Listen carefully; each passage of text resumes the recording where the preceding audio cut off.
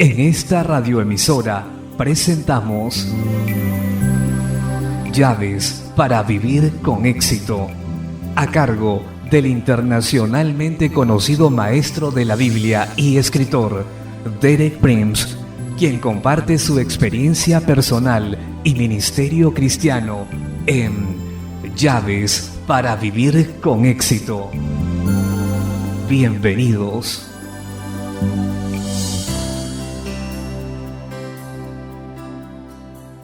Llaves para vivir con éxito presenta Cómo vencer el mal, capítulo 1, cuarta parte. Me alegro de estar nuevamente con usted para continuar ese tema de vital importancia, cómo vencer el mal. Ayer traté con el factor básico que enseña la Escritura como el único que hace posible que venzamos el mal. Esa verdad es que en la cruz Jesús ya venció a Satanás por nosotros. Usted debe aceptar esa verdad y retenerla. Es esencial para vencer el mal. En la cruz Jesús derrotó totalmente a Satanás a favor nuestro. ¿Cómo lo hizo? Le quitó al diablo su arma principal que usaba contra nosotros, la culpa. Lo hizo mediante dos cosas. Primero, proveyó perdón para los pecados pasados, de manera que ya no estamos bajo la culpa de los pecados cometidos en el pasado. Segundo, canceló o anuló el acta de los decretos de la ley como requisito para alcanzar la justicia, de manera que ya no tenemos que guardar todo detalle de la ley para ser recibidos como justos delante de Dios. Por otra parte, por el nuevo pacto, nuestra fe es reconocida por justicia sin la observación de la ley. De esta manera Jesús alcanzó dos cosas. Nos rescató del dominio de las tinieblas. Segundo, nos llevó al reino de la luz. Estos dos son como lados opuestos de una moneda. Somos librados del dominio de las tinieblas, el reino de Satanás, y somos trasladados al reino de la luz. Pasamos de un reino a otro, y en el reino de la luz, el reino de Dios, estamos en un reino que gobierna todo el universo. Ahora, como resultado de esto, Jesús nos envía para administrar su victoria sobre el reino de Satanás. Veamos la promesa específica que dio a sus discípulos mientras Él todavía estaba en la tierra, que es igualmente válida para nosotros, sus discípulos, hoy. Está en Lucas 10:19. Os doy potestad de hollar serpientes y escorpiones, y sobre toda fuerza del enemigo, y nada os dañará. Esto es tan cierto para nosotros hoy como lo fue para sus primeros discípulos. Con base en la cruz, Jesús nos ha dado autoridad para hollar serpientes y escorpiones, sobre todos los representantes del reino de Satanás, y de vencer todos los poderes del enemigo.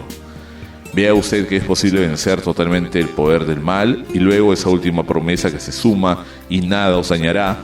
En otras palabras, no tenga miedo. Cree en mí y haz lo que te mando y verás mi victoria en tu vida.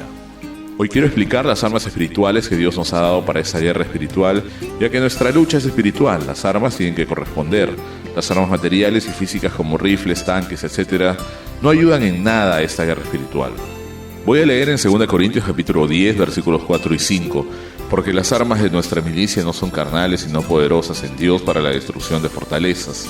Nuestras armas son divinamente poderosas, tienen el poder de Dios y nos capacitan para destruir las fortalezas de Satanás. Por favor, note que el cuadro no es defensivo, sino que nos pone a la ofensiva. No estamos acobardados detrás de nuestra fortaleza pensando lo que Satanás pudiera hacernos. Estamos atacando y destruyendo las fortalezas del enemigo.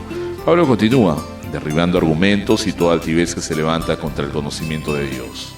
Donde quiera que Satanás erige una fortaleza, algo altivo, orgulloso y arrogante que se impone a sí mismo haciendo valer su reino y sus derechos, allí atacamos con las armas que Dios nos ha dado y destruimos esas fortalezas.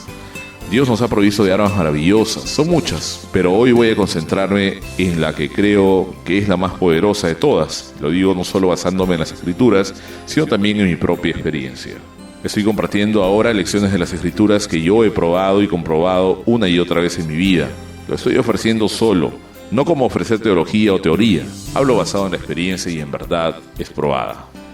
Voy a leer en Apocalipsis 12, versículos 10 y 11. En el versículo que sigue a la revelación de Satanás como el dragón y la serpiente, dice así: entonces oí una gran voz en el cielo que decía: ahora ha venido la salvación, el poder y el reino de nuestro Dios y la autoridad de su Cristo, porque ha sido lanzado fuera el acusador de nuestros hermanos, el que los acusaba delante de nuestro Dios día y de noche. Y ellos lo han vencido por medio de la sangre del Cordero y de la palabra del testimonio de ellos, y menospreciaron sus vidas hasta la muerte.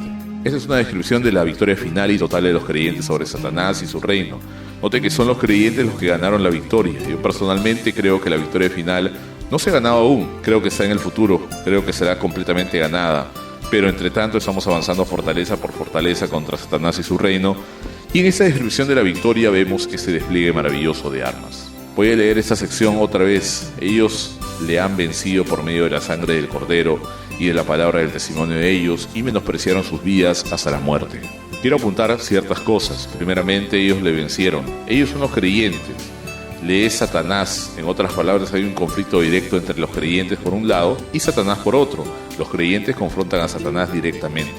Segundo, habla de compromiso total. Dice que esos creyentes menospreciaron sus vidas hasta la muerte. Eso es esencial. Solo los que están completamente comprometidos pueden empuñar esas armas. Es como un soldado cuando está en el ejército, no lo hace con reservas para consolar su vida.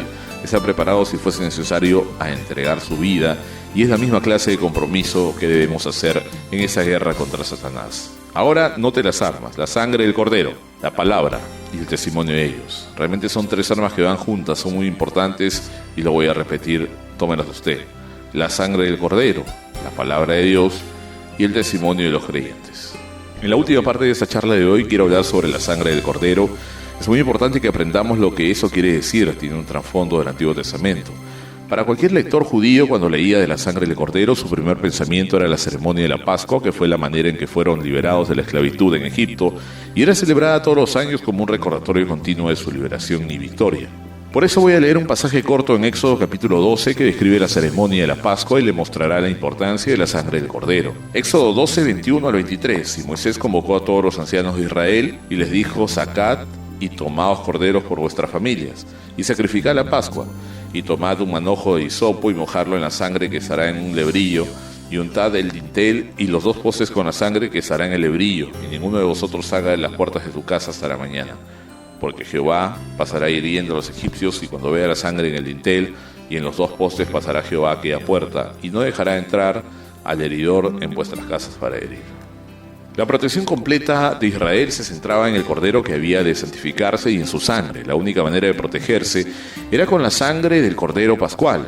Cada padre israelita sacrificaba el cordero para su familia y recogía cada gota de esa preciosa sangre en algún recipiente. Hasta aquí el cordero había sido sacrificado. La sangre estaba en el lebrillo, pero la sangre allí no protegía a nadie. Dios es muy específico.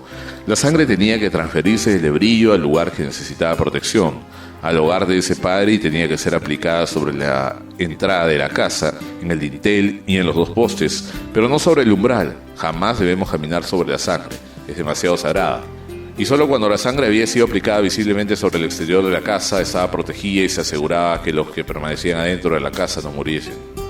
Pues bien, para trasladar la sangre del lebrillo al dintel y a los postes, había solo un medio provisto: el hisopo, una plantita que crece comúnmente en el Medio Oriente y se puede encontrar por todas partes. Después de que el cordero era sacrificado y su sangre se recogía en el lebrillo, y el padre israelita tenía que tomar un manojo de hisopo, meterlo en la sangre y rociarla sobre el dintel y los dos postes. El hisopo era una cosa muy humilde, muy común, fácil de obtener y sin embargo era vital. Pero sin el hisopo, el cordero hubiera sido sacrificado en vano, dejando sin protección a la familia israelita. Ahora en el Nuevo Testamento Dios nos ha dado algo que corresponde al hisopo, con el que podemos aplicar la sangre de Jesús y gozar así de protección total. Mañana la charla estará enfocada en esa verdad vital. Quiero que me escuche mañana porque voy a explicar lo que corresponde al hisopo en el nuevo pacto. Cómo podemos obtener el beneficio de la sangre de Jesús de tal manera que somos protegidos del enemigo, el destructor.